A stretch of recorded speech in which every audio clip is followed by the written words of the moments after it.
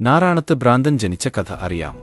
ഒരിക്കൽ വിക്രമാദിത്യ മഹാരാജാവ് തന്റെ സദസ്സിലെ പണ്ഡിതരോടായി രാമായണത്തിലെ ഏറ്റവും ശ്രേഷ്ഠമായ ശ്ലോകം ഏതാണ് എന്ന ചോദ്യം ചോദിച്ചു. എന്നാൽ പണ്ഡിതശ്രേഷ്ഠനായ വരരുചിക്കും അതിനുള്ള ഉത്തരം കണ്ടെത്താനായില്ല. അദ്ദേഹം കൂടുതൽ സമയം ആവശ്യപ്പെട്ടു. വിക്രമാദിത്യൻ വരരുചിക്ക് ഉത്തരം കണ്ടെത്താൻ 41 ദിവസത്തെ അവധി നൽകി.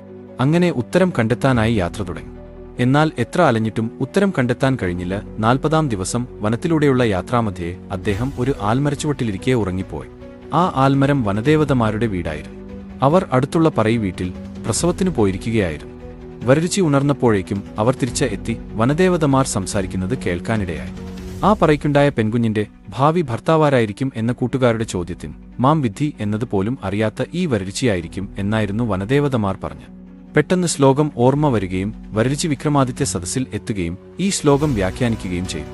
സുമിത്ര വനവാസത്തിനു മുൻ ലക്ഷ്മണനെ ഉപദേശിക്കുന്നതാണ് ശ്ലോകം.